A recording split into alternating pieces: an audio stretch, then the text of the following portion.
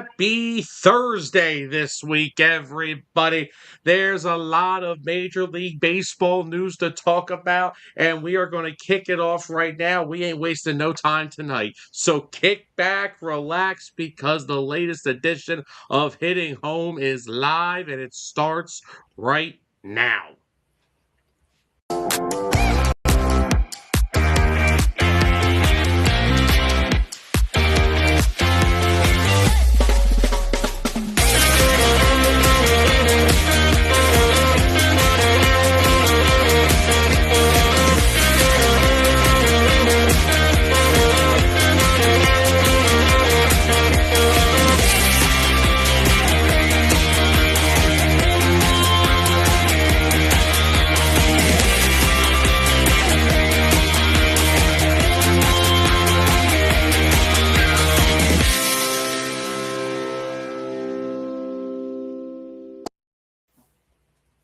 Good evening, everyone. Happy Thursday, and welcome back into the latest installment of Hitting Home, only here on 609 Sports Talk Radio. Coming to you guys live tonight with a bunch of stuff to talk about around the world of baseball. And as always, we are your hosts, Sam Nelson, Dustin Reese. Dustin, happy Thursday. How are we doing this evening?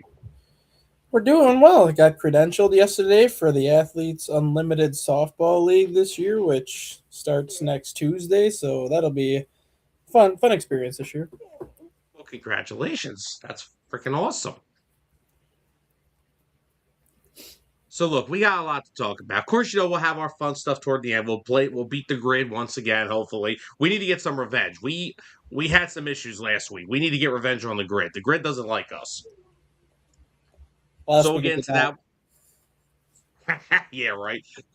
We'll get into some expansion talk as well. Sacramento has made a bid for that. We'll also get into the Major League Baseball's counter proposal it made to the Players Association. But we do have some news to break as well on the show. And also, I thought that it would be a good week. Since there isn't like a lot going on, I thought it would be a good week to have a nice little fun conversation. As we know, Major League Baseball's Players of the Month came out the other day, and the relievers of the month were, of course, San Diego Padres closer Mason Miller and Cleveland Guardians closer Cade Smith. Now, in the world where Mason Miller is the best closer in baseball, I don't think there is any disagreement there from anybody. And of course, we also have the world of, the Johan Durans, Edwin Diaz when he's healthy, Aroldis Chapman, who is getting better with age, it seems like. Cade Smith currently leads Major League Baseball in saves. Mm-hmm. So to start the show off with a fun poll question, because we haven't really done a lot of poll questions yet on Hitting Home, I decided to ask one. Is Cade Smith Major League Baseball's most underrated closer? 58% of the vote said yes, while 42% of the vote said no. So, Dustin, I'm gonna start the question off for you. Do you think Cade Smith is Major League Baseball's most underrated closer? I say yes and no because theoretically speaking, he's technically not a closer. Yes, he does close the Guardians games now just because everyone knows what happened with Emmanuel Clase and all the crap that he had to go through last year. But Cade Smith is still technically a setup man. He was probably a top 2 setup man in baseball last year up until obviously what happened with Clase, and then he stepped into the closer role and he hasn't given it back since. He's one of those guys that is extremely versatile. So you can use him as a closer. You can use him as a setup man. You can use him in long relief or however you want to use him. So for that side of the argument, I think he might be the most underrated reliever in baseball just because he can do pretty much any role you give him. Okay. Now, well, first off, here's the thing. Also, let's take into consideration when we are talking about the best closers in baseball. Let's not forget that when he was closing for Cleveland, Emmanuel Clase was one of the best closers in baseball as well. Mm-hmm. But since Cade Smith came up, he was before Clase got suspended and all that stuff, dealing with the gambling and all. not only was Cade Smith still in that bullpen, he was probably one of the best setup men in the game. I mean, to have 100 strikeouts in back-to-back seasons out of a bullpen is something pretty damn impressive. And this year, I mean, I said yes to the poll because the guy leads Major League Baseball in saves for a team that relies strictly, I'm going to say it another time, strictly on their pitching and their defense. Because the Guardians do not hit a lot. And that's no disrespect to them, but they don't. The fact that he has to be damn near perfect because their pitching and defense is the strength of their team, they don't score a bunch of runs, and to lead Major League Baseball in saves. I said yes because I don't think we nearly talk about Cade Smith as much as we should when you talk about the other guys. And the other guy, I mean, look, Mason Miller's the best closer in baseball. Aroldis Chapman's probably the second best closer in baseball currently. I mean, Edwin Diaz would be up there if he wasn't hurt. So, And Edwin Diaz has more things to worry about than being hurt. So, yeah, well, I'm not gonna touch that. Okay, I'm not gonna come on here with the off-field issues with some of these players, but I do know what you're referring to. And of course, you have Johan Duran in Philly, who right now, knock on wood, is perfect for the season and has been lights out for the Phillies. It sounds like a contract extension for him is coming very soon. But I'm gonna go yes because Cade Smith didn't ask to be put in this position. He was really just at the time just an elite setup man. And when I mean elite, I mean damn elite. Like 100 strikeout setup man is probably the second best thing to have in a bullpen outside of a dominant closer. And for a bit there, the Guardians had both, but then of course somebody got a little carried away with some betting and all that good stuff. But I voted yes. I don't know how you don't say he is because for a guy who's leading Major League Baseball in saves, doesn't nearly get talked about as much as he should. no, like when you kind of look at how he's pitched since he's gotten to Cleveland, the Guardians have been in a similar position like this before where I'm not going to say he was like a top 10 closer in baseball, but he was a pretty good lockdown closer. But then they had the best setup man in the game who you could make the case was probably the team's best overall reliever, and that's when they had Andrew Miller. So Cade Smith is kind of taking on that same role that Andrew Miller had when the Guardians made it to the World Series in 2016, where you get a guy in Andrew Miller who completely dominated for 5 years with Cleveland. He closed games. He was your setup man. He could pitch 3 innings if you needed him to. He could pretty much do whatever you needed him to do, and that's kind of what Cade Smith is doing now. He's your closer now. Last year he was your setup man. Prior to that, he was giving you 2 to 3 innings of relief and just being a righty specialist against certain hitters. So he's kind of taking on that Andrew Miller role of the current team that they have. Yeah, I mean, back then when they had Andrew Miller, I mean, they had guys like Cody Allen, who was the quote unquote closer, but again, Andrew Miller pitched in so many roles that some nights it was not about Cody Allen. Andrew Miller kind of took that role and whatever he was needed to do, if it was the close setup, coming as a lefty specialist, coming in long relief, it was doable. And I just think because of what Cade Smith was asked to do when he first got there, to be that setup man. And again, I'm going to harp on it 1,000 times.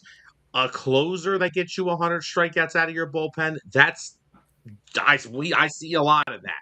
But to find a setup guy that could just come right in and be that dominant, and then there have been setup men that have not been good closers. Yeah. There have been teams that had to try it.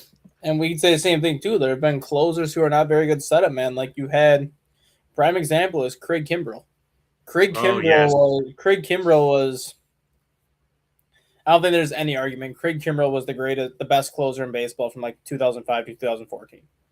Like he was like the premier closer in baseball during that run when he was with the Braves and whatnot. But then once he left the Braves and went to the White Sox and the Cubs and all those other stops that he went to, started losing his velocity. He wasn't as effective, and he got to the point where he was so ineffective when the Cubs when the Cubs signed him back in 2021 as a free agent that they moved him to the setup role, and his ERA was a 7.86 as a setup man. Like some closers just don't have the mindset to completely change how they pitch because they're not in that ninth inning role anymore. Yeah, and then when he signed with the Phillies in 2023, I mean, he actually had a decent year with the Phillies as the closer, but then Rob Thompson started getting cute with him and started putting them in the set. I'm right back to that Diamondback series, which haunts me to this day, the seventh inning, and I'm watching Craig Kimbrell because they were focused on matchups. I don't think Craig Kimbrell pitched the seventh inning his whole time in Major League Baseball And if you're a outside of that year. closer, like if you're a closer, like a bona fide closer, your manager should have the smarts to just do away with the whole matchup nightmare stuff. Because if you're a dominating closer like Mason Miller, Aroldis Chapman, Josh Hader a few years ago, and I'm even going to throw Robert Suarez in there when Suarez is on, it doesn't matter if you're a lefty or a righty. You're going to get anybody out on any given situation. So if you're a dominating closer like Kimbrel has been, and then you've seen how much he struggles when he's not in that closer role, don't fix what isn't broken. Yeah. I mean, you just brought up Robert Suarez. That's another prime example. I mean, this is a guy that was a setup man for all his time in San Diego up until last year before they got Mason Miller. Then essentially kind of was splitting the time as the closer with Mason Miller for a bit before leaving in free agency. And now he's setting up Rasil Iglesias in Atlanta. They got one of the best eighth and ninth inning combinations in the game. Yeah, and that was the thing ERA's too. under That one. was the thing too last year when the Padres traded for Mason Miller, but yet they left Suarez as the closer. That is a prime example of you don't fix what isn't broken. And Suarez was having a hell of a year as a closer last year.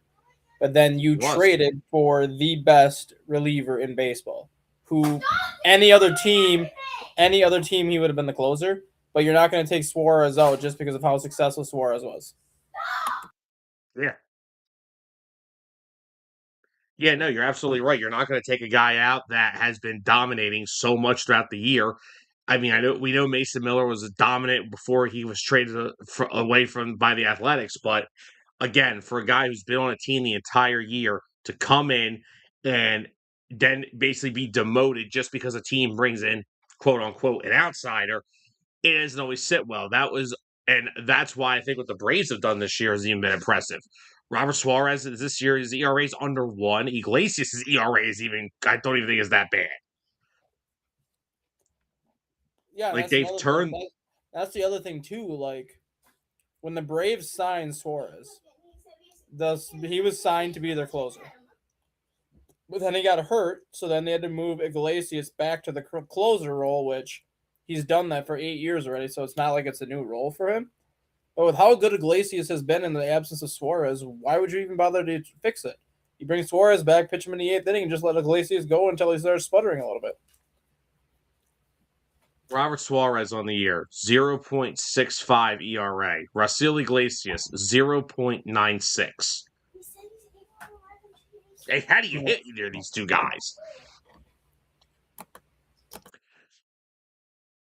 But no, I'm still going to go back to what we were talking about. We're talking about the best closers right now in baseball, and I'm going to stand firm on that mountain that I think Cade Smith is easily one of the most underrated I think closers in baseball because, I don't think Emmanuel Clase is coming back.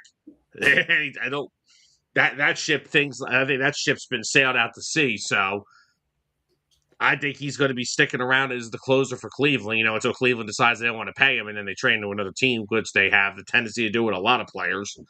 But, I mean, the guy leads Major League Baseball in saves. He had like 13 saves in the month of May. No, I Like, I 100% agree with that. Like, what did he have last year? Wasn't he like 18 of 19 after the All-Star break last year once he took over full time? Like, he was just dominating last year. Let me go take a look real quick. Cade Smith last year he had 16 saves last year. Okay. But yeah, and again, you look at the numbers. I mean, for 2024, when he was the full-time setup man, 103 strikeouts at 75 in a third inning. Last year, 104 strikeouts at 73 and two-thirds innings. This year, he's got 43 and 28 and two-thirds. So, ERA's never been over 3. I mean, the guy literally just comes in, shuts the door, and that's it. And that's why I'm saying, like, I know we love to talk about Mason Miller. Stuff wise, you can't touch him. Chapman, stuff wise, forget it. Duran and his splitter that hits like 98 miles an hour, which I highly doubt is a splitter, but either way. But then you just have Cade Smith, who is just Mr. Reliable right now for the Guardians. And I mean, the AL Central's once again kind of is it's really underperforming, but they are in first place, and a big reason is the strength of their bullpen, and the anchor of it is Cade Smith. And I think, excuse me, that we're close. I mean, we're going into the All-Star break next month. I think you're just looking at a guy who should be up there with some of the best closers in the game. Yeah. And, you know, again, there's guys that I mentioned. The other person that he reminds me of, too, is Wade Davis. When Wade Davis was in Kansas City as their setup man, when they had that three-headed monster with Kelvin Herrera in the 7th, Wade Davis in the 8th, and Greg Holland in the 9th. Like, Wade Davis was doing exactly what Cade Smith is doing now, where Davis was the best reliever on that team. You would use him in whatever role you needed him for, and then the next year Greg Holland has Tommy John. Wade Davis steps in as their closer, and then for the next 3 years in Kansas City, it was lights out. Wade Davis was one of the most. And remember, Wade Davis was a turned starter into a reliever, too. Mm-hmm. He started out as a starter in Tampa Bay, and he had the stuff, but he just could not stop giving up the long ball. And Tampa just figured, like, all right, there ain't nothing we can do to help this. And no, yeah, when he switched to a reliever between Kansas City, Chicago, and then of course he made the Major League Baseball's ultimate mistake going to the Rockies, but who doesn't make that mistake? Right. I mean, remember Brian Shaw, the other good reliever that Cleveland had? Yep. Same mistake. Had a great run in Cleveland in that bullpen with Andrew Miller, and then he went to the Rockies. Again, if you are a reliever or a starting pitcher who's a free agent, the one thing you're never going to want to do, well, there's a few reasons why you're not going to want to do it. Don't sign with the Colorado Rockies because you will not. Your ERA will balloon into the stratosphere within the first year. But here's on the flip side, though.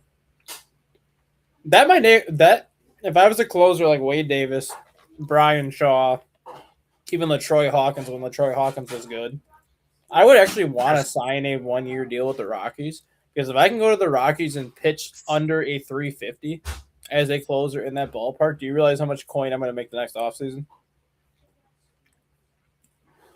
You're not wrong. You're actually not wrong. Like, obviously, it's not ideal because there's not too many pitchers there that post an ERA that low, and the ones that do, their ERA is typically a 5.40 at home and like a 1 something on the road. But if you sign like a 1-year, $7 million contract, and you go the entire season and post like a 3.50 ERA with an ERA like right around 3.75 in Colorado, you're getting paid next offseason by somebody. Oh yeah, absolutely. You're not wrong. I don't disagree with you at all. But yeah, no, you look at guys that, I mean, there are a few guys. I mean, hey, Rafael Betancourt was pretty damn solid out in Colorado for a while. I mean, put Mason Miller as a Rockies closer. That guy's still going to have an ERA under a 3. Like, I think Mason Miller is probably the exception to the rule. He may actually still just be as good as he is now, even if he's pitching in Colorado. I mean, hell, Ubaldo Jimenez was 15-1 at the All-Star break in 2010 while pitching in Colorado. Yeah, and that included a 7-1 record at home with a 264. Yeah, and then he got traded to Cleveland, and he only won like 4 games the rest of the year. Mm-hmm. I remember that because everyone's like, "Oh, he may win close to 30." I'm like, he's not winning 30. May win get 22, but relax. But yeah, no, I just think that Cade Smith, I think it's just that transition from going from setup man to closer. And like, I know we said it, like, closers don't make good setup men all the time. Well, setup men don't always make great closers. I remember the Phillies in 2009 when Lidge was awful. And I mean, I'm not trying to disrespect. I don't want to disrespect Brad Lidge because me too. I mean, I'll never forget 2008, the freaking jump into your knees, the World Series title, the perfect season, all that. I will never disrespect Brad Lidge ever. But in 2009, something was up with his knee. He was awful. Mm-hmm. I mean, he was pitching to a 7.68 ERA. And the Phillies bullpen that year, they tried everybody. They tried Brian Matson that year. He was not a closer yet. JC Romero couldn't do it. They tried everybody you could think of. They could not close games that year. You know the other picture that comes to mind with that too is I just had his name and now it's gonna space me. He was a closer that just could not be a setup man. And he was kind of in that Devin Williams. Devin Williams is a dominant setup man. Best setup man in baseball for 3 years, and no one's gonna argue that. As soon as he became the closer, his career went downhill in a hurry. And it's still doing it. It's still spiraling. Like the guy had a 1.27 ERA in 2022. He followed that up with like a 1.31 ERA in 2023, and then when they made him the closer in 2024, that's when his ERA went to a 3.50, and now it's like over a 4. Like he was he was the best setup man in baseball without any questions. Yeah, and like we said, there's just guys that aren't able to become setup men after being closers for so long, or vice versa.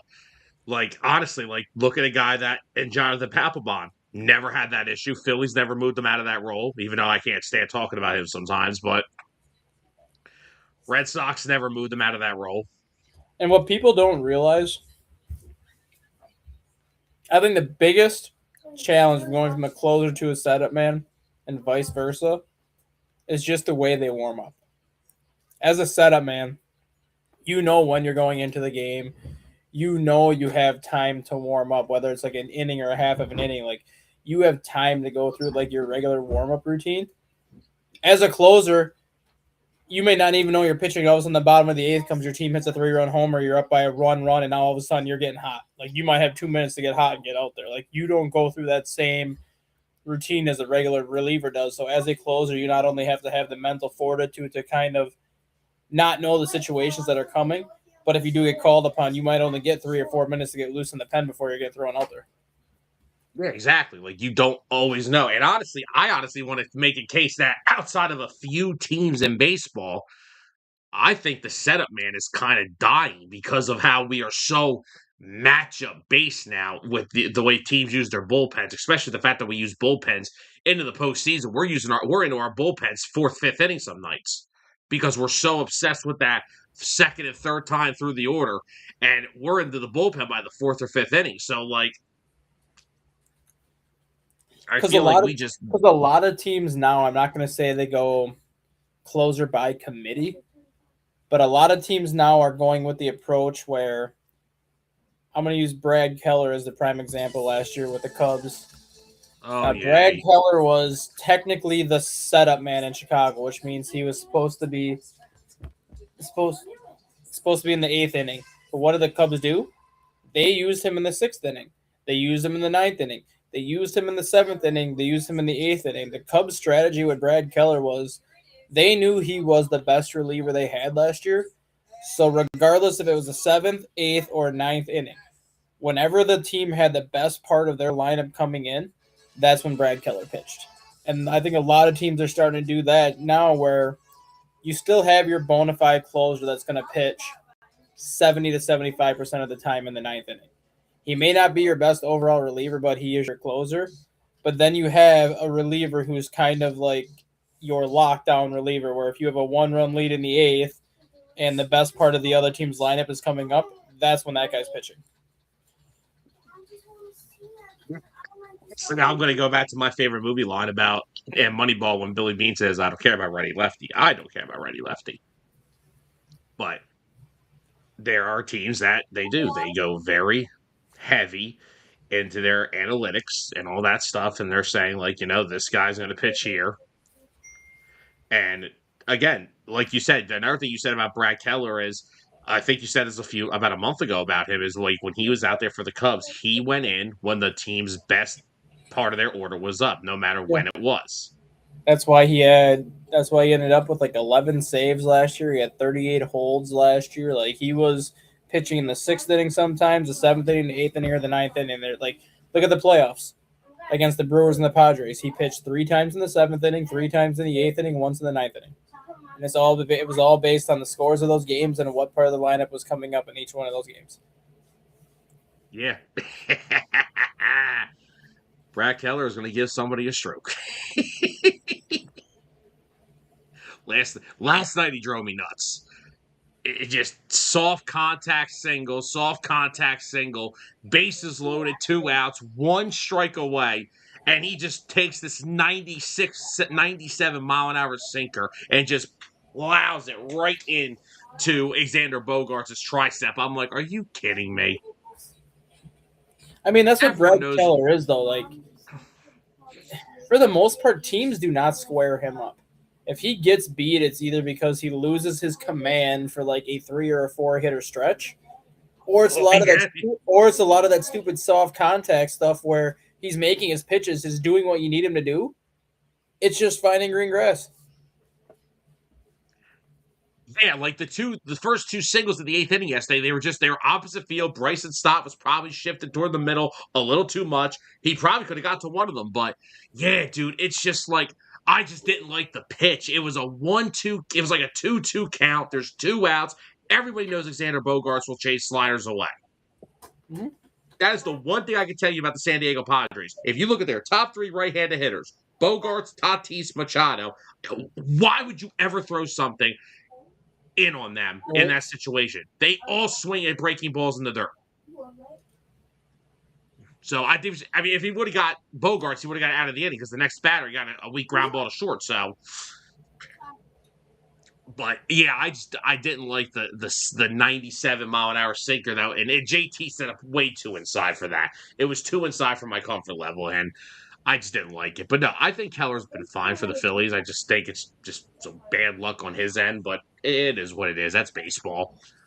But the rest of the guy, again, Duran's been perfect so far this year. Kerkering has been really good so far this year. Alvarado's been up and down, allowed a home run today, which, funny stat, today was the first time in his major league career that Jose Alvarado allowed a home run to a player that was playing in center field. Really?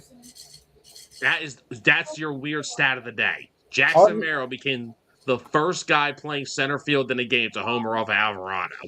Jesus. How's that even possible?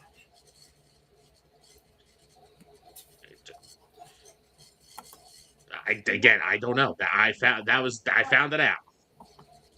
What the heck? That is weird. I don't understand that's even possible. Look, I found it was Phillies Tailgate on Twitter. They tweeted that. Okay. That was the first player that was playing center field that homered off of Alvarado in his whole major league career. I don't make this stuff up. So somebody that finds a stat like that is kind of like one of those stats where it's like in the Chicago. This is like, as much as I love the Chicago Cubs, like their broadcast it's stupid.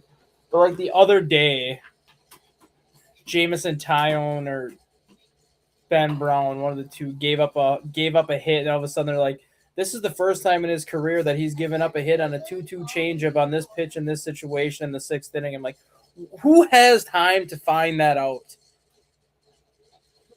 Like, who is sitting in the book? Are they sitting where the guy was sitting with the monitor for the Astros during the sign stealing scandal? Are they just looking? Are they just sitting there on Baseball Reference? Like, yep, let's find this crazy stat out. Like, who has time to be like, oh, of all the changeups he's thrown at 2-2, this is the first time he's given up a hit on a 2-2 changeup in the top of the 6th in this situation of this player. It's like, well, okay, like how would you even know that?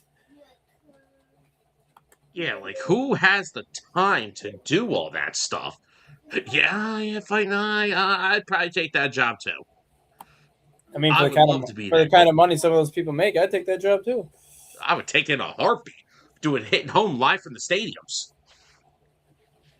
I would love that job. But yeah, no, just to like end this little bit of the beginning of the show here is, yeah, I think Cade Smith easily. I like the way you worded it better. I say closers in the poll question. I like it better how you said it. He is just one of baseball's most underrated relievers because now you know that he can do both.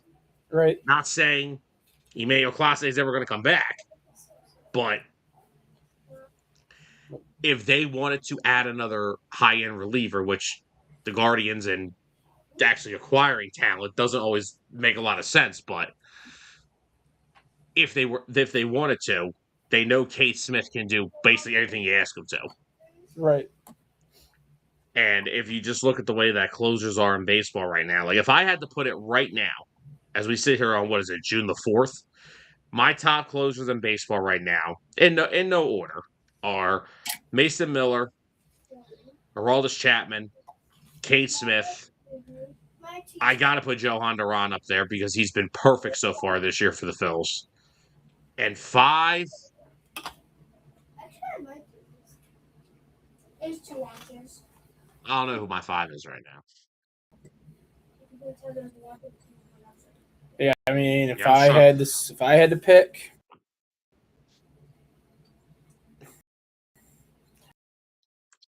I'm just gonna go my order. I'm gonna roll this one. Mason Miller won a roll.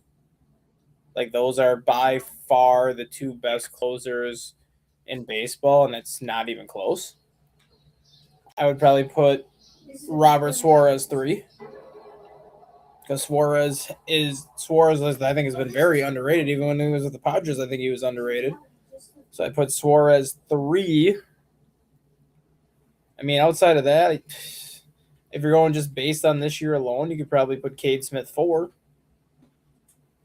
I mean, if you're talking about this year, there's a budget like Brian Baker in Tampa Bay has 16 saves. Paul Sewald has 15. I mean, the one guy that we haven't even listed, I would list as probably the number 3 closer if he was healthy. That's Edwin Diaz. Yeah. Diaz, Suarez up in there. I may have to put Rasul Iglesias because he has 11 saves and his ERA is under 1. I may have to do it. Right. So, yeah, I may have to go up that. I may have to go up that road because there are guys that are just having tremendous years. Johan, and the other thing, we were talking about earlier is, closers that can't usually be setup men or vice versa. You know what another thing I don't like is? I don't like pitching closers in non-safe situations because some of them do not, and that's the other thing they don't do well. I 99% of the time I agree with you, but like if there's a situation where your closer hasn't pitched in 6 days because either you're crushing teams or because you're on a 6-game losing streak and you haven't needed them, well then that's kind of when I'm okay with throwing him out there in a non-save situation just because like you haven't had to work in a week. Like you need to pitch to somebody. So even if you have like a 5-run lead in the 9th inning and they go up and give up 3 runs, I mean, that's not a good look. But realistically, how much were they actually trying as opposed to just going out there to get the work in? No, I don't disagree with that. And like when Duran was hurt and the Phillies brought him in and it was like a 9-1 ball game, I'm cool with stuff like that. Get him out there, get him some work, knock the rust off. That's fine. But like, and the only other time I would really like say like, all right, if he has to pitch in a non-save in a tie game, or even in a game that when you say a game that you're losing by a run because if you take the lead and then you can't pitch, it's probably like if you're in Game 7 of the World Series. Like if I'm in a tie game, 9th inning, I got to do it. Yeah, and like I mean, the prime example of somebody like that was what the heck was his name? He used to be. Who was the Braves closer before Iglesias, but after Kimbrel? Before Iglesias, after Kimbrel. Yeah. I know the Braves have gone through like a lot of closers since, but they had a closer that was there for like 3 years after Kimbrel left. That is.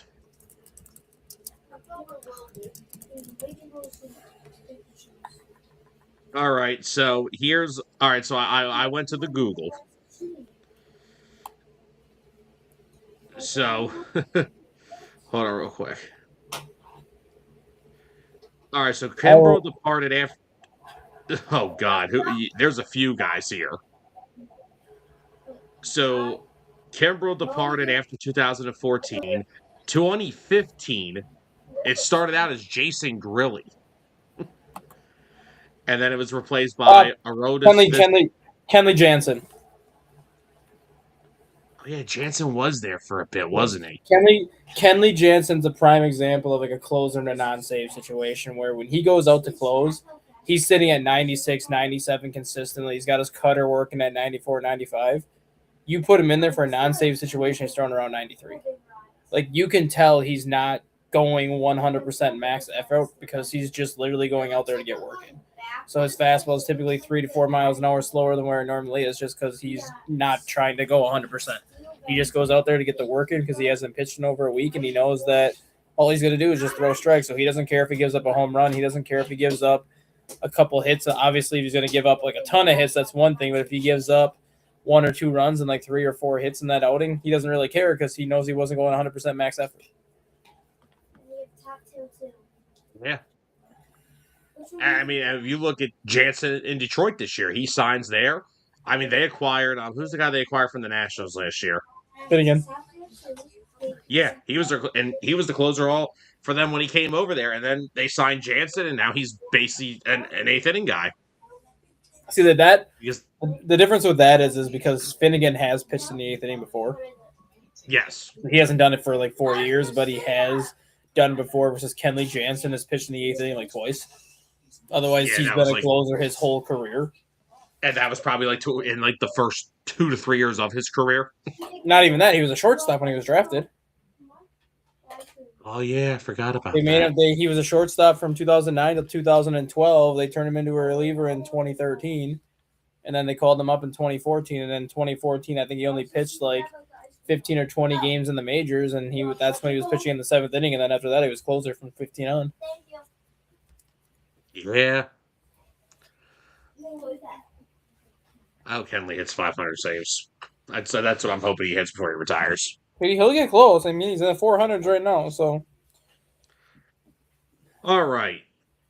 Now, unfortunately, we do have a little bit of somber news for the Arizona Diamondbacks. Corbin Burnes suffered a lat strain during his recovery and road back from Tommy John surgery. He will be shut down, and the Diamondbacks are now hoping he can return in September. What's the point? The original plan. What's the point?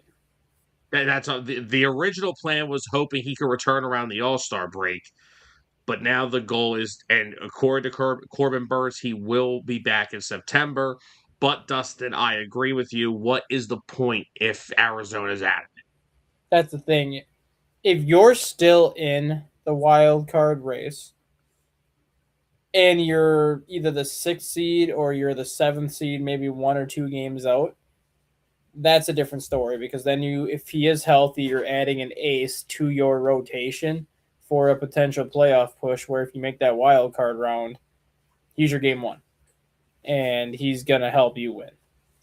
But if you're already out of it, or we'll say you're 3 games out with 5 games left to play, or not even that, we can even say 5 games out with 20 games left to play where it's still doable, but it's not going to be easy because at that point, if you're 5 games out with 20 games left to play, you're essentially have to play 15-5 baseball and hope the team ahead of you goes 10-10, which is doable, but it's not that easy.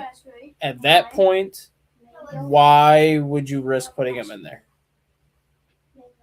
Yeah, I mean, if it gets to the point where they approach us and they say, "Hey, he's ready," and that's where I'm just like, "Well, guys, we're 10 games out. What's the point?" Because the thing is, their rotation is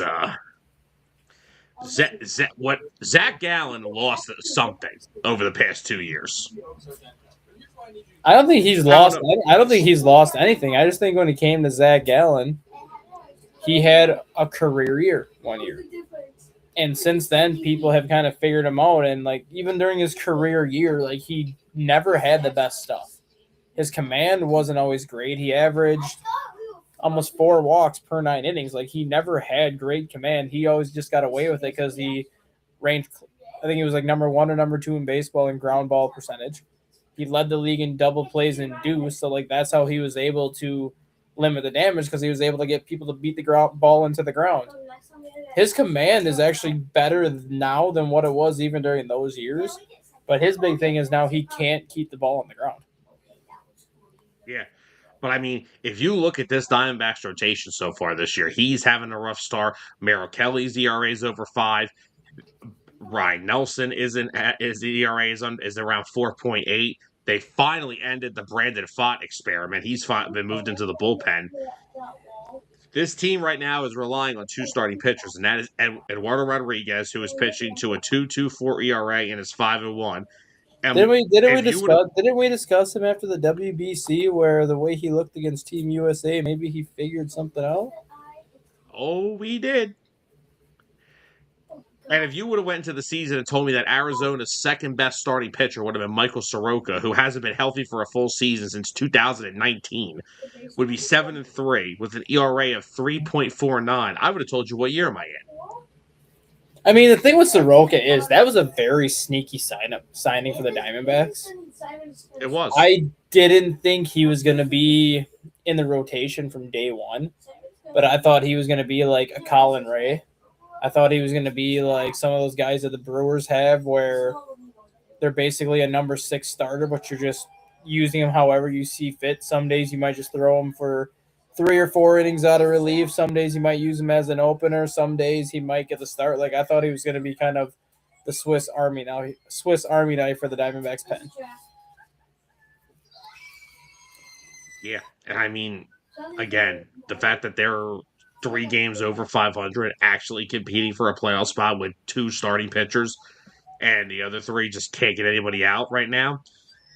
It's pretty damn impressive. And I mean, it's helped the fact that Paul Sewald's had a good start to the year. Kevin Ginkel, who was really, and I mean really good for them back in 2023 when they made that run to the World Series. He's back healthy. I mean, the 2025 to him was awful. His ERA was over 7. Mm-hmm. So, getting him back healthy has helped. But yeah, they don't have a lot of starting pitching. Like, they got the guys in the rotation. It's just they're not pitching well. I mean, Pfaadt was bad. Gallen has, like you said, Gallen's never had elite stuff. He's relied on keeping the ball on the ground, which he hasn't done. And Miro Kelly's another one. They brought him back hoping they would still have the Miro Kelly that they had, but he has not been good this year. So, I mean, like I said, if they're still hovering in that wild card race, and yes, because I mean, look, you're not winning the West. You already know that, but you get into the dance and crazy things happen. You saw with the Diamondbacks in 23, saw with the Phillies in 22. Things happen. So, I mean, if they're in it and Burnes is ready, that could be nothing more than a boost to their rotation. But if they're sitting there and they're like 10 games out, 5 games out, and it's like the middle of September, and he's like, I think I'm ready, I wouldn't see the point. Right.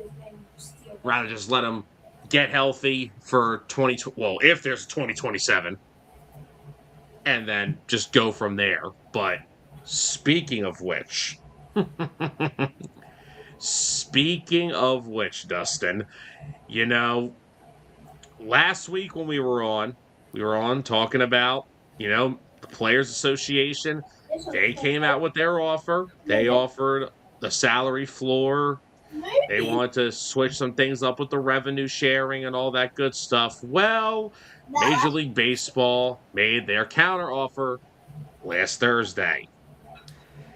Major League Baseball proposed for the first time since 1994 a salary cap that would be at $245.3 million and a salary floor of $171.2 million. The league's proposal also includes a 50-50 split of revenues with players, as well as all revenue for local media, and have it shared equally. As revenues go up, so does the cap. Mm-hmm. And of course, the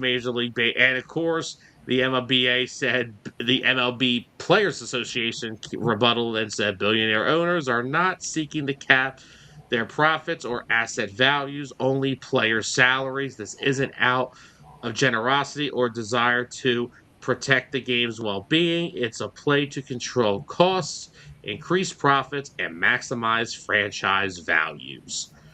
So I'm assuming this is a nice way of MLB's Players Association telling the owners and Major League Baseball to take their salary cap and stick it. It's a nice way, yeah. Now, just for S&Gs. I did find a fun number. This is the list of teams. This is if the salary cap and salary floor became a thing. Here are the teams that are currently above the $245 million payroll, which is the Mets, the Blue Jays, the Dodgers, the Phillies, the Yankees, and the Braves. Then you look at the teams under the 171 million.2 in payroll, which is almost basically half the league. Mm-hmm. And just for anybody to make this quick, you have Baltimore, Seattle, Kansas City, Cincinnati, Milwaukee, Colorado, Minnesota, Pittsburgh, Tampa, St. Louis, Oakland, Washington, the White Sox, the Guardians, and the Marlins. Dustin, I need your thoughts on this whole situation because I think this has basically been a whole week full of nothing but basically something about nothing. I don't have thoughts on it because we all know where it's going and we all know where it's heading. I mean, it's the only sport that does not have a salary cap. Every other sport has a salary cap. Every other sport, whether it's NHL, NBA, NFL, MLS, the salary cap has gone up every single year because you're getting more money. The more money you get, the more you're going to get in cap going up.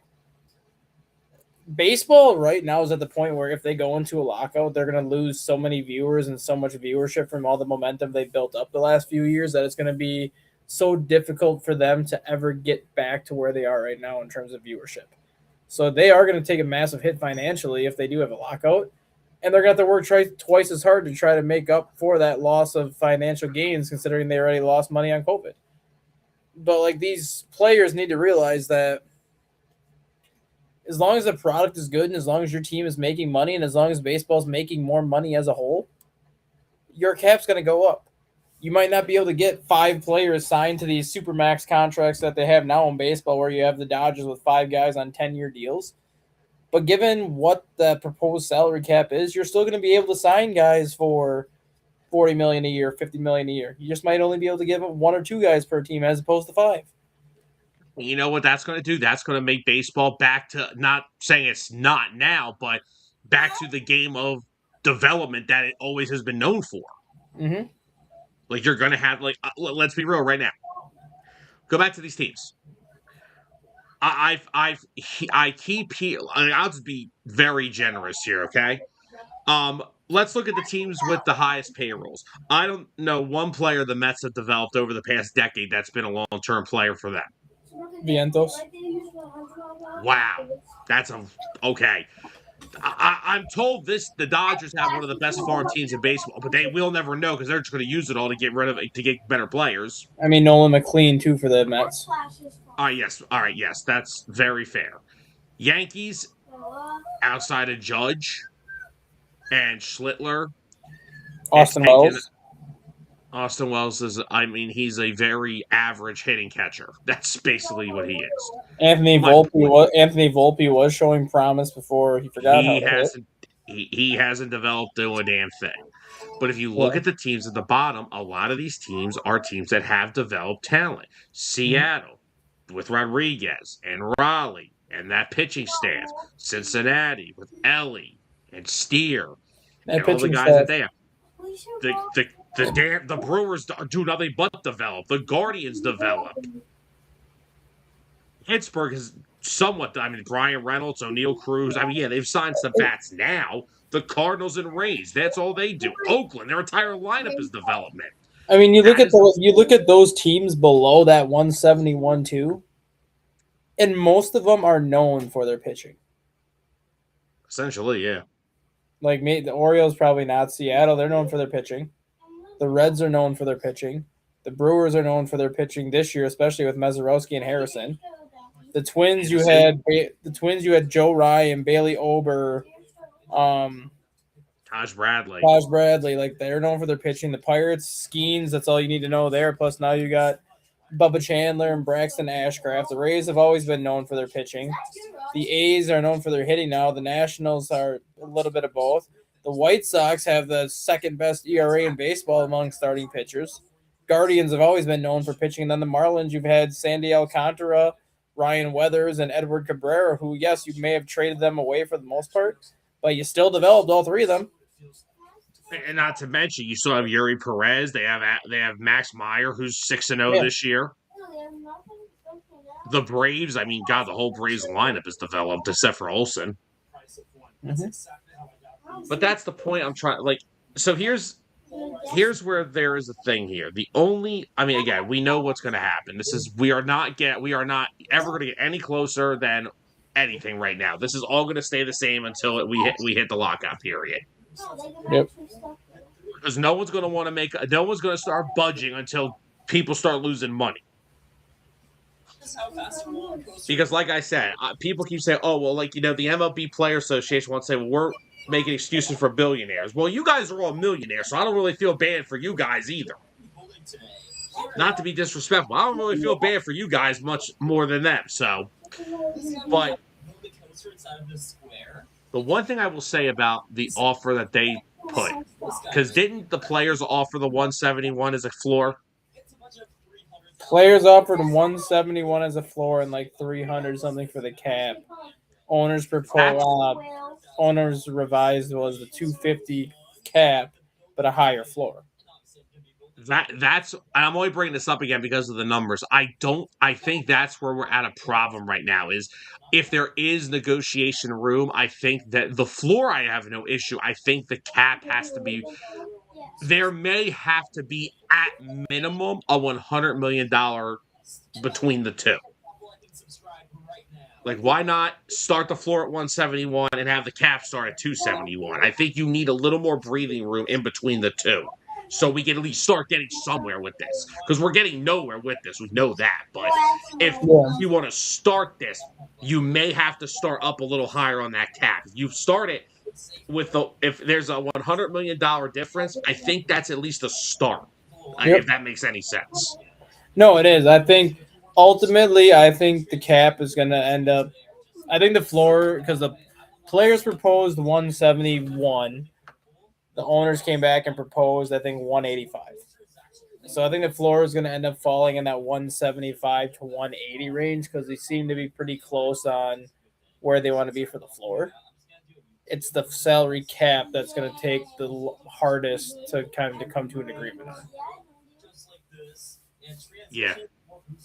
And that's if we ever get an agreement on the cap to start. Yeah. Because, again, the last time this happened was 1994, and we saw what happened. Yep. So, again, the players are going to have to, like you said, because you know what's going to happen. Because I think what the players are afraid of, I think what their biggest fear is if we start out with a salary cap, what's going to stop them from trying to make baseball contracts not fully, because that's the one why the players don't want this, because baseball players' contracts are fully guaranteed, basically. And that's the thing, though. You can still have a fully guaranteed contract. That's why, I don't understand why these players are fighting the salary cap so much, because not once in this whole negotiation process, not once in the whole debate of everything going on, have the owners ever said these contracts are not going to be fully guaranteed. They're still going to fully guarantee these contracts. Yes, but is there a possibility that the players are afraid of that becoming an issue later down the road? No, because even in 94, when they proposed the cap in 94, the contracts are still guaranteed. Even back, way back then when they proposed that initial cap, it was never about making sure these contracts were not guaranteed. It was just for revenue sharing and just to kind of be in line with the other major sports that have the cap. But they're the only sport of them in the NBA are the only sports that are going to have the fully guaranteed contracts. Unless, of course, you're Kirk Cousins' agent and that's all he gets.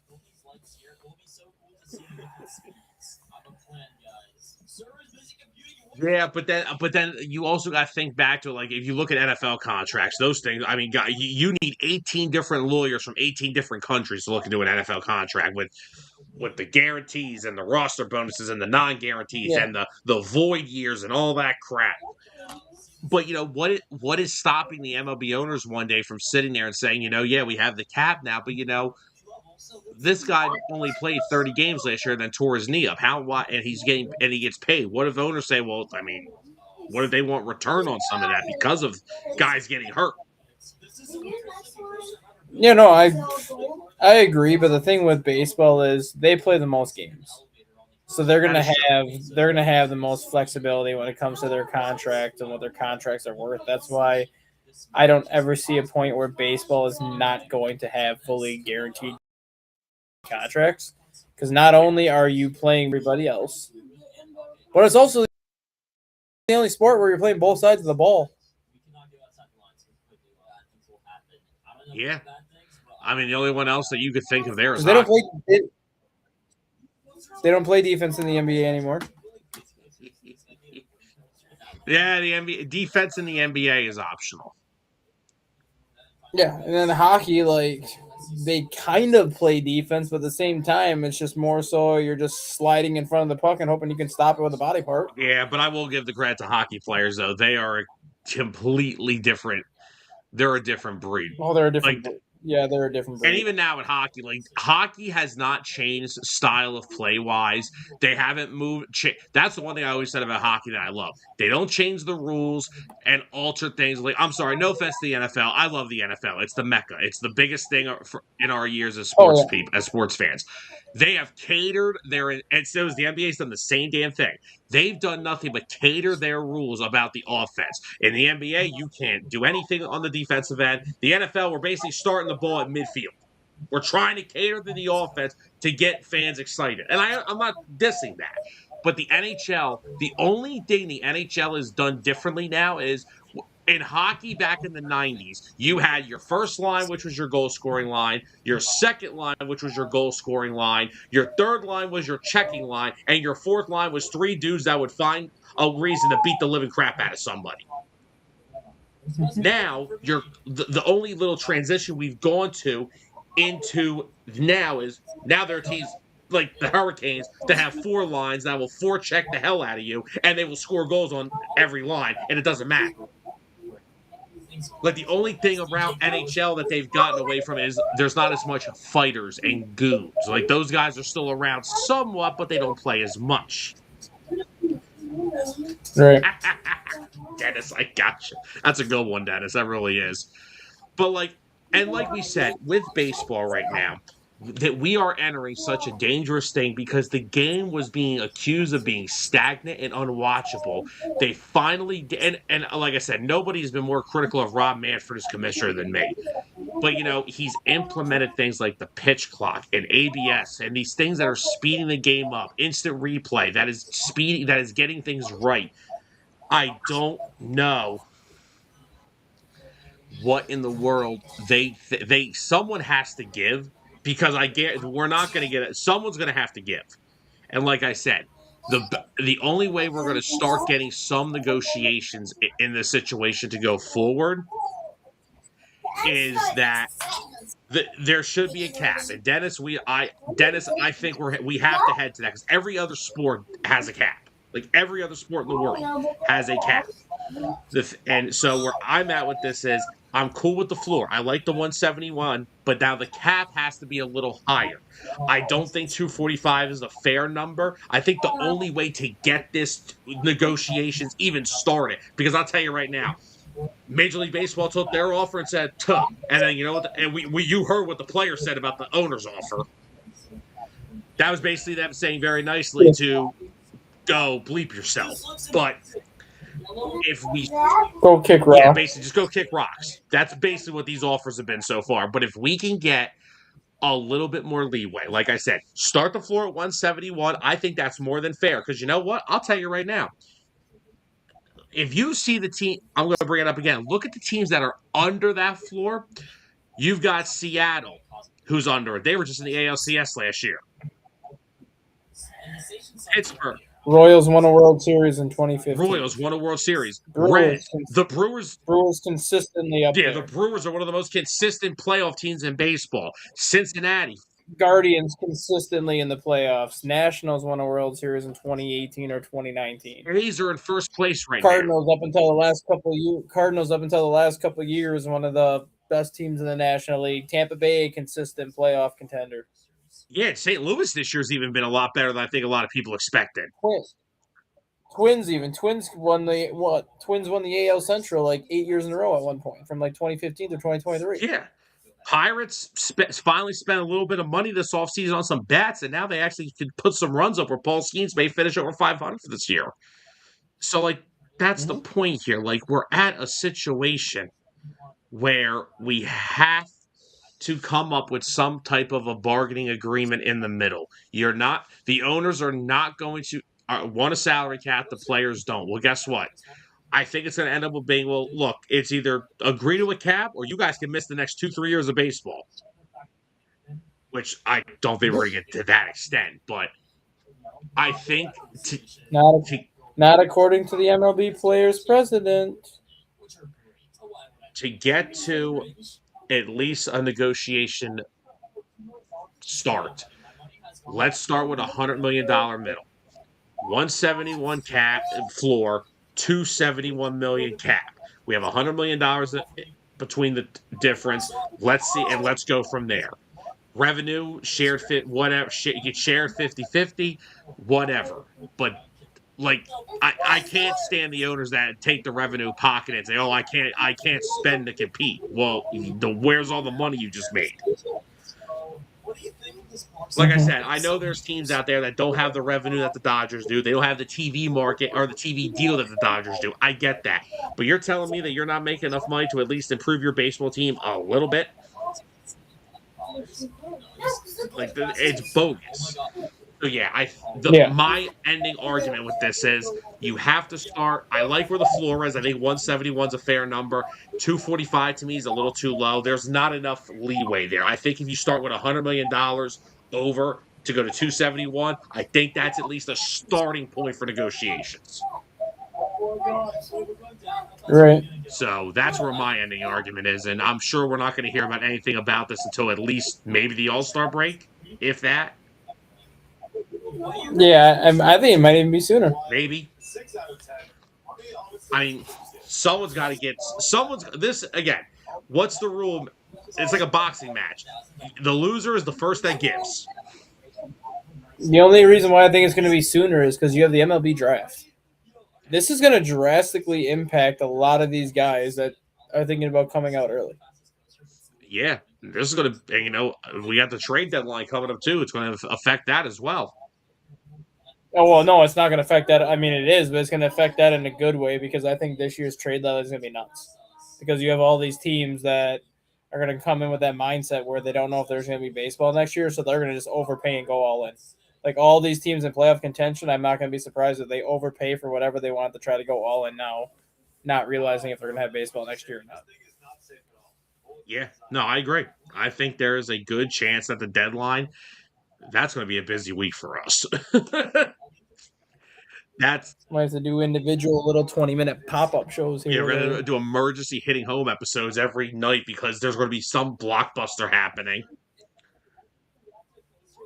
But, outside of our, the CBA arguments that are going to go on between now and, Dustin, by the way, I wanted to ask you this. What was the date that we could still come to an agreement and not lose any regular season time next year? And not lose any regular season time next year? Yes, because it is in there at some point, but March 6th. Okay, that's what March 6th. Because even at March 6th, you'd be able to do an abbreviated 14-game spring training. Which honestly is probably what they should do in the first place.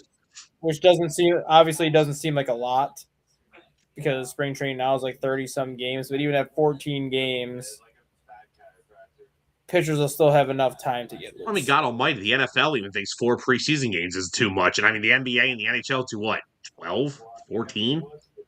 Yeah. Like, we're down at spring training. And the thing is, too, and I know that that's also going to be it's going to affect it massively as well. But you're going to have situations if they do go into a mini lock.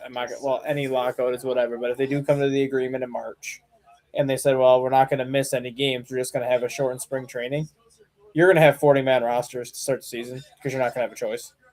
Like, it's going to be like the old September call-ups of old where you could have 40 guys in your dugout for a month. Like, knowing that these players aren't going to have a proper spring training, knowing that they're not going to be properly prepared physically for the season, you're not going to have a choice but to at least expand the rosters for the first 2 months of the year just to give yourself an insurance policy. Yeah, I don't think that there's anything wrong with that at all. So, all right. So basically, what we're looking ahead of, and what we'll be continue to talk about between now and that time here on Hitting Home is the beginning of March, not December. So if December 1st comes around, it's like, oh, lockout. Yep, okay, we still got some time. We still have a little bit of time. Yep. So that is that on the CBA latest negotiations, which basically nothing's changed. Both sides have now told the other side to kick rocks, and we just wait and see where the next offer comes from. However, we do have a little bit of an expansion update. Sacramento has officially put a bid in to get an expansion team. Now, I mean, Dustin, props to them. Yeah, I mean, look, we were talking about, expansion teams, and, we thought, like teams more in the South, like Carolina, Tennessee, that area would probably be a really good starting point. But hell, Sacramento said, hey, well, this team's sitting here waiting for a stadium, which I think is still going to get built in Vegas. God forbid if we have an update on that from a certain owner, but, I'm not going to talk about him much because I can't stand him to begin with. But I mean, Sacramento's like, we're doing a pretty good job right now. I mean, you want a team, you're definitely going to need a new stadium because you're not going to be able to play in that stadium with a Major League Baseball team. So that's the other question is, do you even have room to build one? Or are you just going to add on to the one that you have? I mean, that's probably the cheapest option, but is that even feasible when you look at how old that stadium is? Well, according to Fox News, Sacramento, this was a report from Fox News 11 hours ago. Sacramento raises $1.8 billion for stadium in Major League Baseball expansion team bid.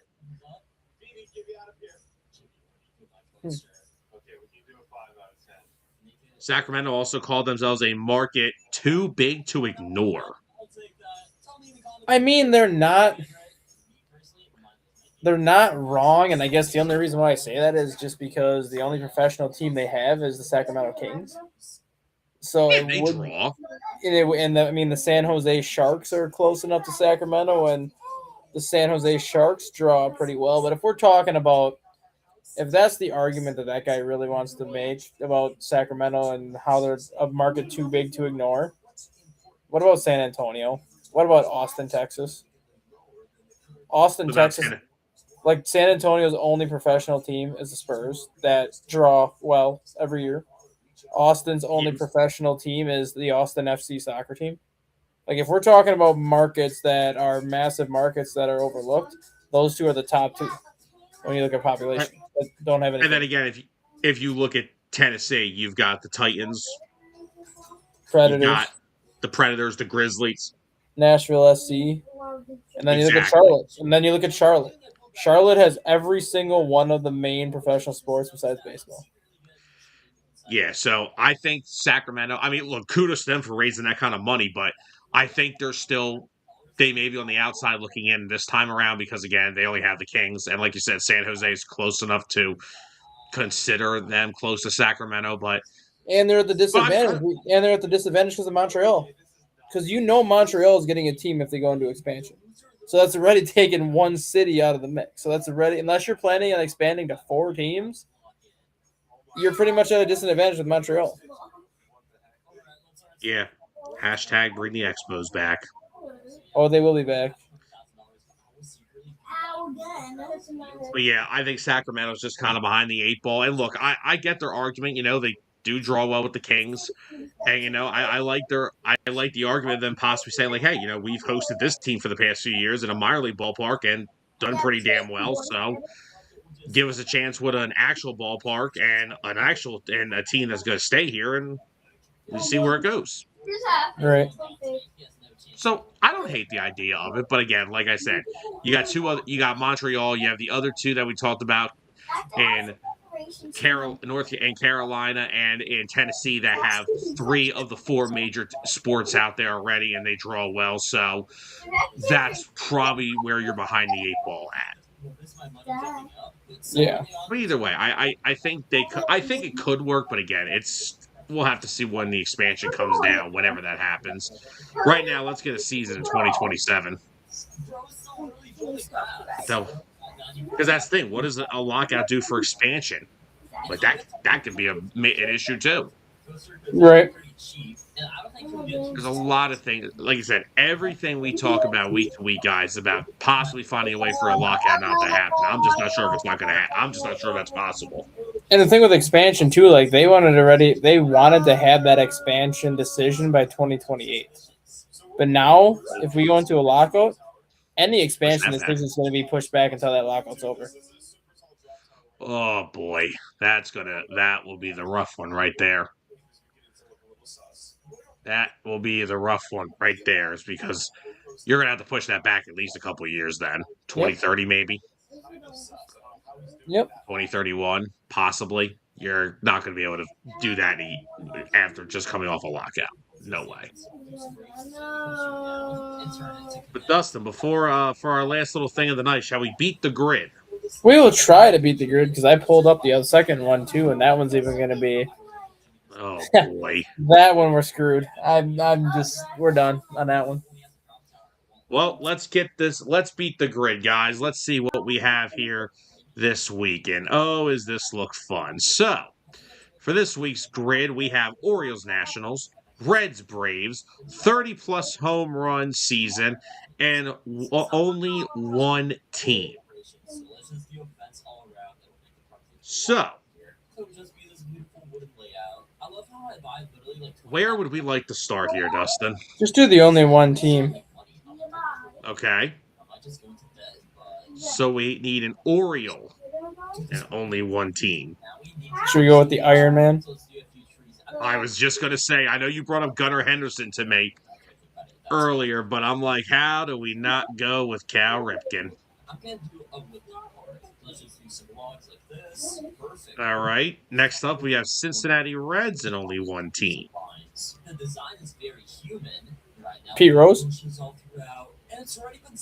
Who? Or did he play for two teams? Who did you say? Pete Rose. Nah, Pete played for the Phillies. Did he? Okay. Yeah, he had a. Did Johnny Bench play for any other teams? Cardinals, didn't he? I don't know.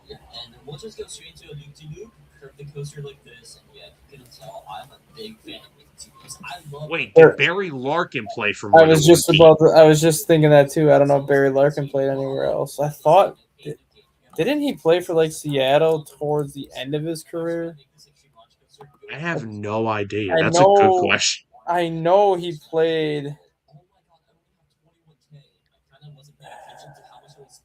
Just put Barry Larkin. We're going with Barry, and he might have been in somebody else's organization, but I don't think he appeared in a game with that team, so that would still work because he didn't step in the field with another team. All right, let's go. Look at that baby face. Barry Larkin. That doesn't even look like Barry Larkin. All right, and now we need 30-plus homer season, only one team. Just put the big dumper in there. Okay, I was like the Ryan Zimmerman. No, I want the big dumper. All right, we'll go Cal Raleigh. I want the big dumper. You're getting the big dumper. Relax. Good. There. Are you happy now? Yes. All right. Next up, we've got. Where do we want to go next? Do Braves, and we'll try to get the Braves 30 home run season. That's pick anybody you want. I mean, you can go Chipper. You can go. You can go Andrew. I got one that you probably would have never have gotten. Who? Andres Galarraga.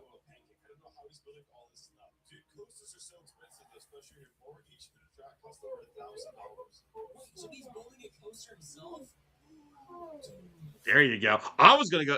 I was actually gonna go Dan Uggala. Andres Galarraga was at the Expos when they had Vlad Guerrero and Pedro Martinez.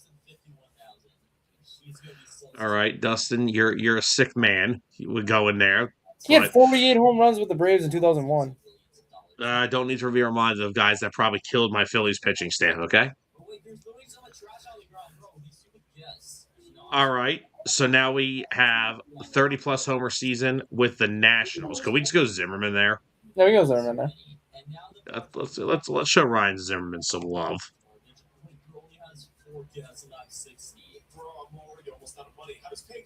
Let's give Zim some love. All right, Dustin, down to 4 guesses. So we need a Brave and an Oriole, a Brave and a Red, a National and an Oriole, and a National and a Red. Brave and a Red, you got Raisel Iglesias.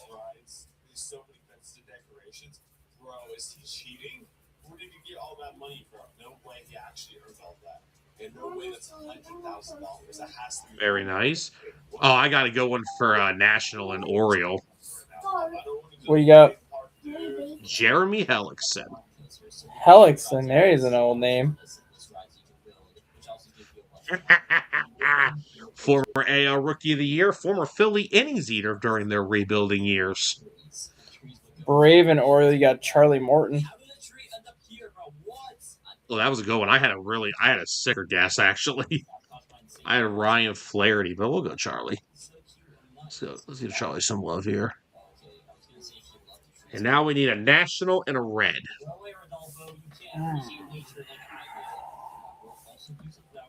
Okay, so I'm trying to think back to some of those mid 2000s, early 2010s Nationals and Reds teams. What about Sean Doolittle? Did he pitch for the Reds? I know he pitched for the Nationals. I believe he pitched for the Reds in 2022. I don't know. That's a tough one. He would have been their setup man. I don't know. I only remember Doolittle pitching for the Nationals and the A's. He pitched for the Nationals, the A's. I thought he pitched for the Brewers too, even. I don't know if he did. I don't know if I'm willing to risk that. Pitched for Seattle, I know that. He pitched for the Nationals and the A's. I know he pitched for the Nationals. I don't know if he pitched for. Right, hold on. Let's think for a second here.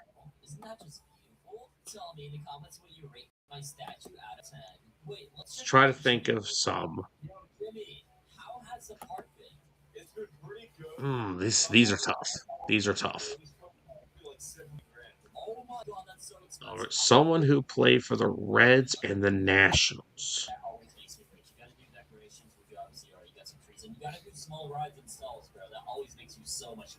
Yeah, but still, coasters are, really expensive. Yeah, I know. Oh, I got one. At least looks pretty nice. Do you want to check out mine real quick? Definitely. Oh. I got one.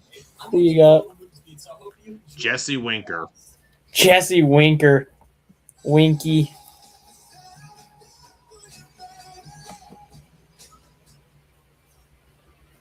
And there you have it. What a hairdo. Yeah, right. We had to find that. We had to find that Mets picture of him, guys. And yes, Sean Doolittle did. And yeah, Sean Doolittle did pitch for the Reds. Okay, I was so unsure, and I needed to beat this one. We had to beat this one. Are you ready for mine now? Are you ready for mine now? Oh God, no! But I guess I'll try to be. All right, so there's grid number 1. Dustin, pull that second one up and let me question my life decisions as we do it. Here we go. Oh, what the actual freak is this? Okay, so we got a 5-time Silver Slugger, a 12. What the? I said this was guys, this has been a great show. Well, okay, so 5-time Silver Slugger. Can we just put Barry Bonds in there and at least get one? What about? Well, wait, is there the other one 12-time Silver Slugger? That one I gotta think, because obviously 5-time and 12-time. Can you put Barry Bonds in that spot? Would Barry? I was like, could we not just use Barry like right there? Let's see if he goes here because we're If not gonna he's be not, we're not gonna be okay. Good. Okay, so a wait, five-time Silver Slugger for the Giants, Willie McCovey. no, wait, did McCovey play for the Padres? I don't know if he did or not. I think he did. Five. Did Buster Posey get five of those? Oh, I don't know. Wait, did Jeff Kent get 5? I only had one or two. I don't think he got five though. Damn it, I don't know. Holy God, this is. I want to go McCovey for the Giants and Padres. I'm pretty sure he played there. McCovey. Yes, I'm going McCovey. I'm taking a shot. I'm taking a shot. And he got it. I'm taking the shot. I'm pulling up from the logo. All right, so Rays and Padres. Oh God, what a random ass freaking 2 teams that. Oh, James Shields. That's what I was just about to say too. I'm like, I know it's a pitcher. Couldn't get the I'm name saving on. us. We're coming in. Ew, White Sox hat. 12-time Silver Slugger for the Padres. Is that not is that not Tony Gwynn? No, he would have been a 12-time batting champion. Damn it, I don't know. Holy God. It only has to be somebody that would. No, Manny hasn't won 12, has he? I don't think he's even won 10. I don't think he's even won 5. Right? Okay, so. Man, that one is. This is the 12-time Silver Slugger one is going to be tough. Tough. Mm.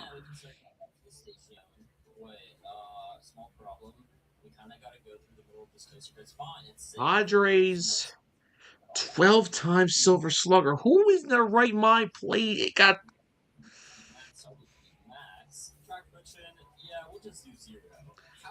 Chat, help us out. We need help. I mean, Barry Bonds is the all-time record with 13. Which, thank God we put him where we had 5 and 12. and Tony Gwynn won 7 Silver Sluggers. Okay, so Tony, it's not Tony. Who else would have done this? And it can be somebody that played for a different team too. I know that, but I'm trying to think of.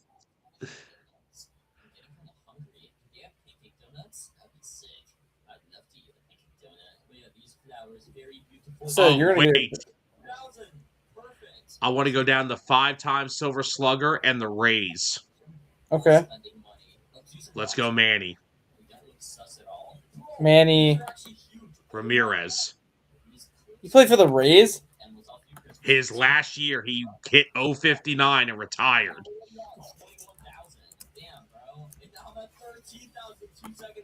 There you go. I would have won Evan I would have won Evan Longoria there. That's too easy. Did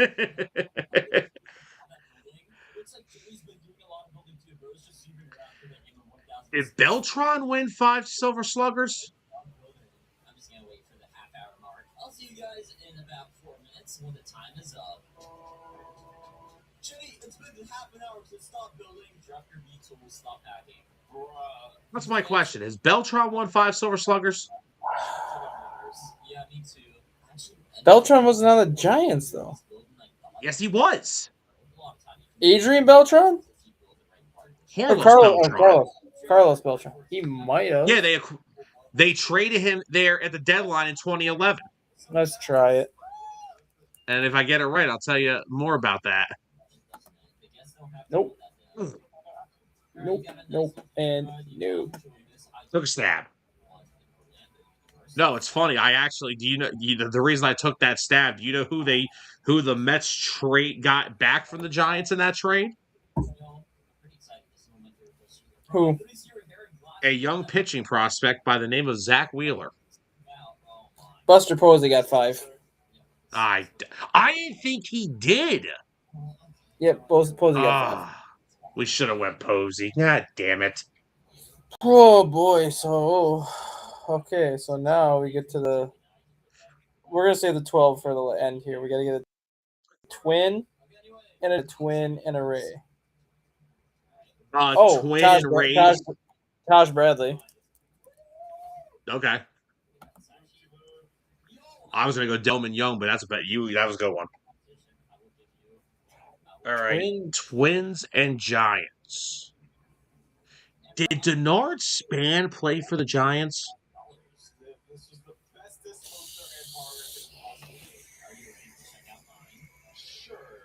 Would have been towards the end of his career if he did, because he was with the Twins for like 7 years, 8 years. I want to take a stab. I want to take a chance. I want to go with Denard Span for Giants and Twins. Because I know he ended his career with the Rays. Yes, but I want to take a stab. Oh my goodness, is he gray? Yeah. All right. Well, because of my stupidity going with Carlos Beltran, now we only have one guess left.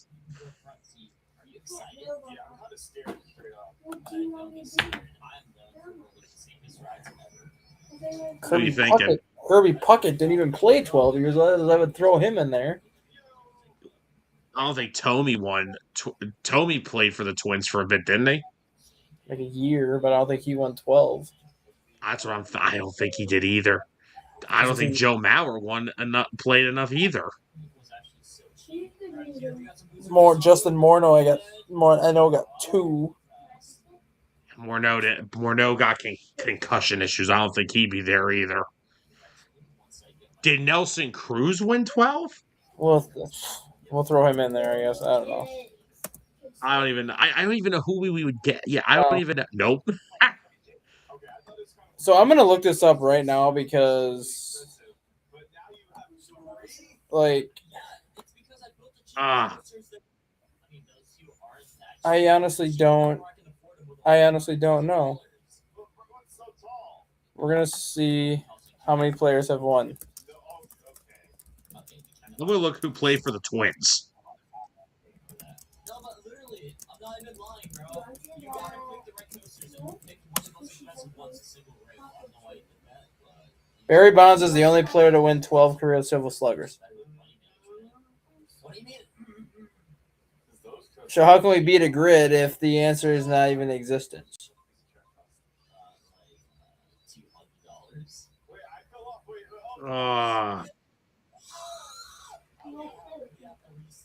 Like, you can't beat a grid that's impossible to beat when Barry Bonds is the only player that has 12 career Silver Sluggers. Yeah. I mean, how do you beat a grid that you can't? Yeah. Well, there's only been 2 other players. There's only been 2 other players that have gotten 10, and Mike Piazza is one of those 2. Damn. All right, so this grid was trying to kill us. So you know what? We're gonna do one more quick, since this one just pissed me off. Can I actually before we do that, can I hit us with some breaking news real quick? No.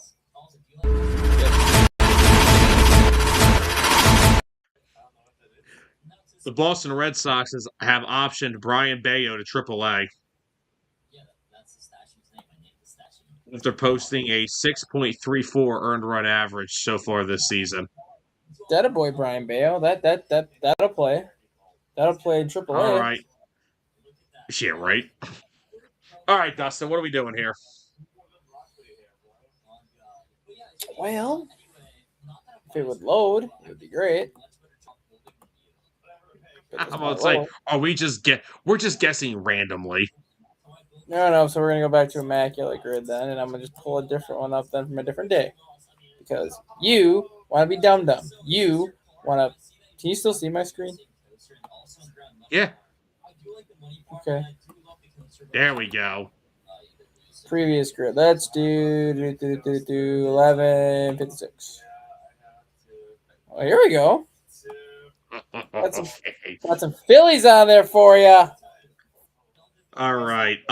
Phillies and Dodgers. Let's go. Wait. All right. Hold on. All right, Phillies and Dodger. Let's go Juan Samuel. Juan, what was that? Samuel. That one? Yep. Juan Samuel. Yes, sir. Nice stash. Can we go Brad Keller for that one? Sure. I know. A 0.6%. That's a good one. That's funny. All right, and now we need a Philly with a 300 batting average season. Mike Schmidt? I don't know if Mike Schmidt actually ever hit 300. Scott Rowland? You can go Chase Utley. I know Utley hit 330 in 07. I'll do Chase Utley. Yeah, I know for a fact that he did. Okay. That was the year that John Lannon broke his hand. So in Oakland/Sacramento/Vegas A, and a Royal and or Dodger.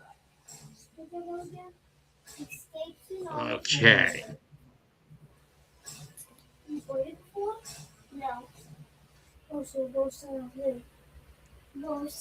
300 average for Gold Glove. I'm gonna just throw in Mookie's got one. Yeah, you can go Mookie there. The other one that was perennial, Alex Gordon. Okay. Gold Glove with a 3. Scott Rowland.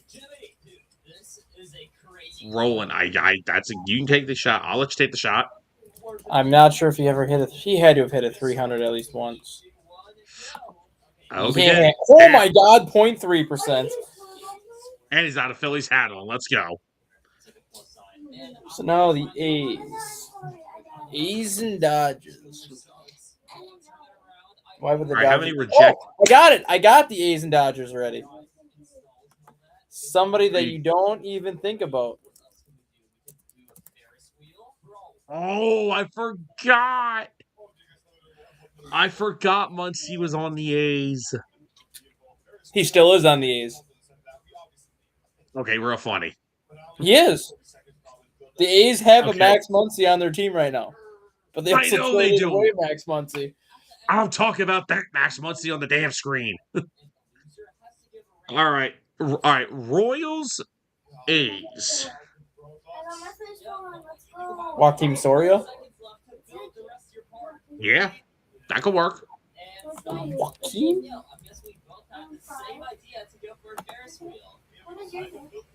That works. And now we need A's that hit 300. Ricky Henderson. I don't know if he ever did. Did Miguel Tejada ever hit 300? Yeah, probably with his Oriole days. I mean, that's all we need. Yeah. We're going with Miggy T. Boom! We're going with Miggy T. With the A's hat on. There we go. We took revenge for the other grid and we beat this one. Let's go. I mean, you can't beat a grid that you can't beat. So Yeah, we lost to a grid that we can't beat. So you can't beat an inaccurate grid. But all right, guys, I think that's going to wrap up tonight's show. I want to thank everybody for tuning in. Thank you for everyone who threw some comments into the show tonight. Greatly appreciate it. We will be back on Wednesdays next week for Heading Home. Just a little program update. It will be 10 o'clock at night now and not 10 o'clock in the morning. That will be our new start time of 10 p.m. Eastern time. And for this week, this is it for 609. Birds of the Gridiron is off tomorrow, so we will be back next Friday.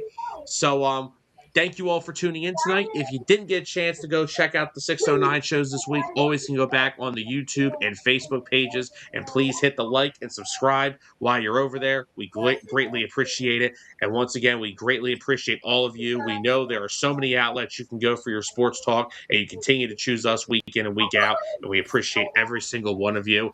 But that's going to wrap up the week for us. Have a great rest of your Thursday night. Have a great rest of your week. Have a nice weekend, guys. We'll see you guys on Monday for Unbiased. For Dustin Reese, I'm Sam Nelson. Have a great night, everybody. The following has been a presentation of 609 Sports Talk Radio.